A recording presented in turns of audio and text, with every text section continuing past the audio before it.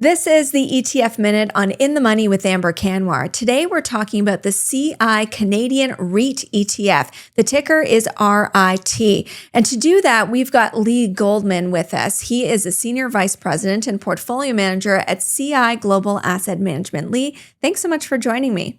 Oh, thanks, Amber, for having me. I'm very excited to be here. I think Canadians love REITs, they love dividends, but let's start with the ABCs and just talk about the role that REITs are supposed to play in your portfolio. I think a lot of investors do look to REITs for income. So if you look at the subsectors of the Canadian market, the GIC sectors, the 13 of them, the REITs are actually about second in terms of highest dividend yield. So telcos would be number one, not quite as high as it used to be because of the BCE cut.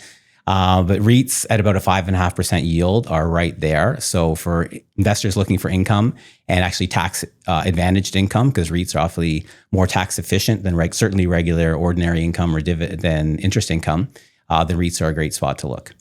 Let's talk about how they're trading right Sure. now, because we've had a number of guests who come on the show and say it's cheaper to actually buy real estate in the stock market than it were to be if you were doing, a real land transfer. And that's just because these REITs are not getting full credit for the net asset value in their stocks. Like, how unusual is that, or how exacerbated is that at this moment? Right. So that is one of the key metrics that we look at. Where are REITs trading in relation to their underlying NAV, or put it another way, where are the stocks compared to the underlying value of the buildings themselves? And that changes from time to time. We've had periods where REITs have traded at significant premiums to NAV. Lately, it's been more significant discounts to NAV, and that's for one reason or another. It started out with interest rates hike in 2022, which caused the REIT sector to come down. More recently, tariff trouble and what the impact that could be on certain subsectors of the REITs have caused it to trade at a bit of a discount.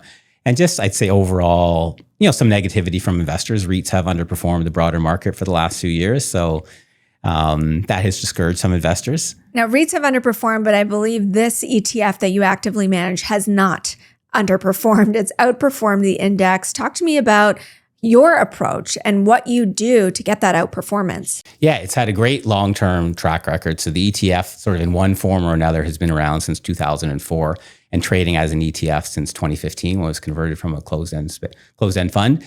And since that time, we've actually managed to outperform the S&P Cap REIT Index across every time frame, basically from year to date to 5-year, 10-year since inception. So it's been a great long-term track record. I think part of that is, our active management approach. It's not just a passive ETF. We have a team of 3 very highly qualified investment professionals with tons of expertise in the REIT space that are managing the fund. We can get involved in non-index names, which definitely helps. And some of those are often the subject of takeovers. And also we can obviously change the weights around. So we're not just sort of hugging an index by any means. So I think that has helped out a lot. We're lucky at CGAM to have a broad team that covers everything from the macro level to interest rates to obviously very fundamental in-depth analysis. So I think we combine all of that into a track record that has proven to outperform.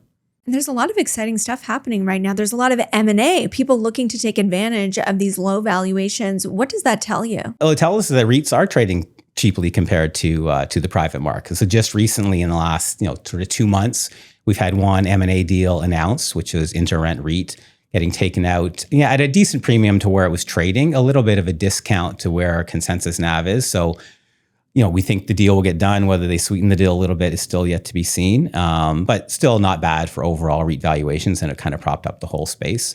And then just about a week ago, H&R REIT, which is a company that announced a strategic review sort of 5 years ago and have been trying to reposition their portfolio.